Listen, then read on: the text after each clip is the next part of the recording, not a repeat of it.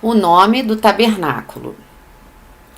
Como um conceito espiritual, o termo tabernáculo é imensamente rico. Ele tem a conotação de algo que é verdadeiramente belo para o homem. Lar, abrigo, segurança, habitação, proteção e um local tranquilo de descanso, separado do caos do mundo. A palavra hebraica para tabernáculo é mishkan, que significa habitação ou lugar de habitação, especialmente uma tenda. O Mishkan, que o Senhor disse para os israelitas construírem para a Arca da Aliança, é referida de diversos modos na palavra de Deus. Entre eles estão Tabernáculo da Congregação, 133 vezes na tradução King James. Tabernáculo do Senhor, 12 vezes. Tabernáculo do Testemunho, 5 vezes. Tabernáculo da Tenda da Congregação, 4 vezes. Tabernáculo da Casa de Deus, 1 vez. Algumas vezes a palavra tabernáculo refere-se tanto à tenda e ao pátio que está ao redor dela, e algumas vezes somente à tenda. Mantenha esta distinção em mente enquanto prosseguimos. A tradução literal das palavras hebraicas que a King James traduz como tabernáculo da congregação é tenda do encontro. Embora fosse o local onde Deus habitava entre seu povo, o tabernáculo do Senhor e o tabernáculo da casa do Senhor, na vasta maioria das vezes, a Bíblia refere-se a ele como o local onde Deus encontrava o homem. Tendo dito isto, somente membros designados da tribo de Levi podiam entrar no pátio e um número muito menor, os filhos de Arão, podiam entrar na tenda do tabernáculo. Os membros das outras tribos, se pudessem entrar no pátio, podiam chegar no máximo até o altar de bronze, que estava situado na entrada do pátio. Assim, de uma população total ou uma congregação de cerca de 2 milhões de indivíduos no tempo do Êxodo, somente uma pequena proporção tinha permissão de entrar no pátio e se aproximar da tenda do tabernáculo, enquanto que somente alguns poucos indivíduos podiam realmente entrar na tenda. O israelita mediano somente conhecia o tabernáculo pelo lado de fora. Eles podiam ver a metade superior da tenda do tabernáculo, adornada por uma sóbria cobertura de peles de animais. A tenda, que cobria uma área de apenas 4,5 vezes 13,5 metros, tinha uma altura de 4,5 metros, enquanto que a cerca de linho torcido ao redor tinha uma altura de apenas 2,25 metros. O único elemento colorido era a entrada de linho, de 9 metros de largura, que estava adornada com bordados em cores azul, púrpura, um roxo e vermelho. Ela também tinha 2,25 metros de altura. A cerca de linho, que delimitava uma área retangular de terreno do deserto de 45 por 22,5 metros, continha 20 tábuas em cada um dos 2 lados maiores e 10 em cada um dos 2 lados menores. A única parte visível de cada tábua era um capitel logo acima da cerca de linho e possivelmente uma pequena porção da tábua revestida de bronze. Cada uma das tábuas estavam encaixadas em uma pesada base de bronze firmada no chão, presa por cordas fixas, tanto do lado de dentro quanto do lado de fora do pátio. Pilares de nuvem e de fogo. Se havia pouco para ver, a partir do lado de fora, Então, em que sentido ele era o tabernáculo da congregação ou tenda do encontro? Por quais meios tangíveis podiam as tribos de Israel reunidas se relacionar com ele? A resposta está em um detalhe que muitos hoje parecem ter esquecido. O Deus vivo manifestava sua presença para todos por meio do pilar de nuvem que se elevava por cima do tabernáculo durante o dia e por meio da coluna de fogo que subia por cima dele à noite. Independente de onde alguém estivesse no acampamento, uma área que necessariamente deveria se estender por pelo menos 5 quilômetros de um lado a outro para acomodar uma população de cerca de 2 milhões de indivíduos, a nuvem e o fogo, respectivamente, sempre estavam visíveis. Eles eram uma consolação tangível e sempre presente para todo israelita, desde a criança mais nova até o adulto mais idoso, pois a nuvem, que se espalhava por cima de todo o acampamento, oferecia proteção durante o dia contra o calor do sol, enquanto que o fogo oferecia iluminação à noite. Estendeu uma nuvem por coberta e um fogo para iluminar de noite. Salmos 105, 39. O dia inteiro, todos os dias, a noite inteira, todas as noites, o Senhor se deu a conhecer ao seu povo a partir de sua habitação no tabernáculo.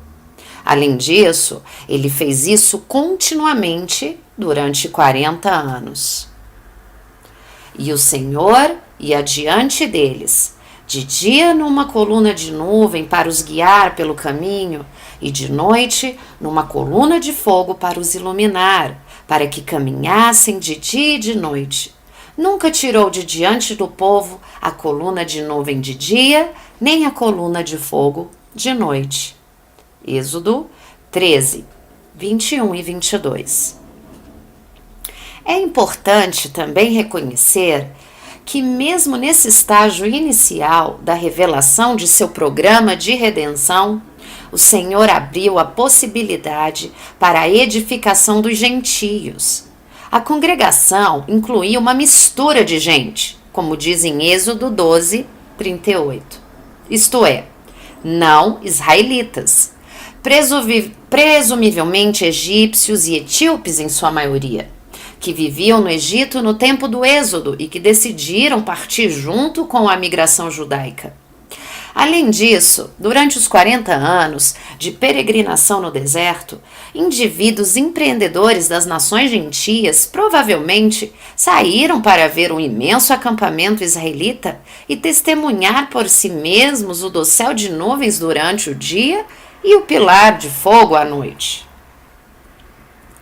Isaías nos diz que exatamente os mesmos sinais de proteção divina serão visíveis no milênio, quando Cristo Jesus, o Messias, reinar triunfantemente e em perfeita justiça em Jerusalém. Quando o Senhor lavar a imundícia das filhas de Sião e limpar o sangue de Jerusalém do meio dela, com o espírito de justiça e com o espírito de ardor. E criará o Senhor sobre todo o lugar do Monte Sião e sobre todas as suas assembleias uma nuvem de dia e uma fumaça e um resplendor de fogo flamejante de noite, porque sobre toda a glória haverá proteção, e haverá um tabernáculo para sombra contra o calor do dia e para refúgio e esconderijo contra a tempestade e a chuva. Isaías 4, 4 a 6. O significado numérico no tabernáculo. Ao considerarmos os elementos constituintes do tabernáculo, precisamos ter em mente a linguagem numérica que o Senhor usou em toda a sua santa palavra. Os números são usados, não em um sentido simbólico ou numerológico, mas como um modo de marcar uma característica ou uma propriedade. Muitos eruditos bíblicos já chamaram a atenção para este aspecto das Escrituras, incluindo F. W. Grant e A. J. Pollock. Isto não tem nada a ver com códigos ou com significados ocultos, mas, ao revés, com o modo como as Escrituras utilizam números em uma maneira consistente, de modo a enfatizar certas verdades. Por exemplo, o número 7, que ocorre tão frequentemente no livro de Apocalipse, significa perfeição divina, enquanto que o número 6 significa o homem agindo em sua própria força. Assim, o número 666 indica a convicção do homem ímpio que ele pode viver sem Deus e depender unicamente de seus próprios recursos. A tabela apresenta uma breve descrição do significado desses números, conforme Deus os utilizou em sua palavra. A relevância deles se tornará mais aparente ao examinarmos a estrutura do tabernáculo e o impressionante programa de redenção que ele incorpora. O número 1 tem significado típico nas Escrituras de supremacia, unidade, autossuficiência. O 2 de intensificação, testemunhar, testemunho. O 3 de plenitude, totalidade, manifestação. O 4 universal, inclusivo, mundial. O 5 responsabilidade humana, ação responsável. O 6 limitação humana, mundo sob julgamento. 7 perfeição, realização divina, descanso. 8 novo início, nova era. 9 nenhum significado geralmente aceito. 10 universalidade aperfeiçoada. 11 nenhum significado geralmente aceito. 12 soberania manifesta, administração. E o 40 teste, provação completa. Esses dados foram tirados da Bible Encyclopedia and Dictionary de A.R. Fawcett, The Numerical Structure of Scripture, de F. W. Grant, The Tabernacle's Typical Teaching, de A.J. Pollock. Tenha também em mente, ao estudarmos o tabernáculo, o poder vivo e a relevância ainda atual de todo o verso da Bíblia. Cada um deles está tão repleto de vitalidade hoje quanto no tempo em que foi escrito originalmente pelos profetas. Lamentavelmente, o homem, em sua tolice, introduziu muitas convenções que os cegam para a verdade.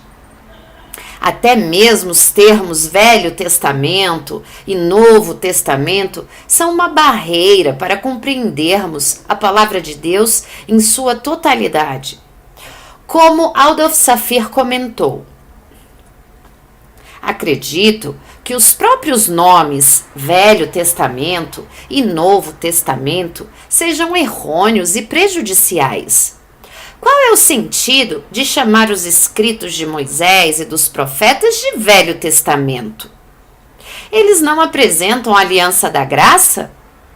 A doutrina da justificação pela fé? Paulo, na epístola aos Romanos, não prova a partir do Gênesis, no caso de Abraão, e a partir dos Salmos, caso de Davi, Salmo 32?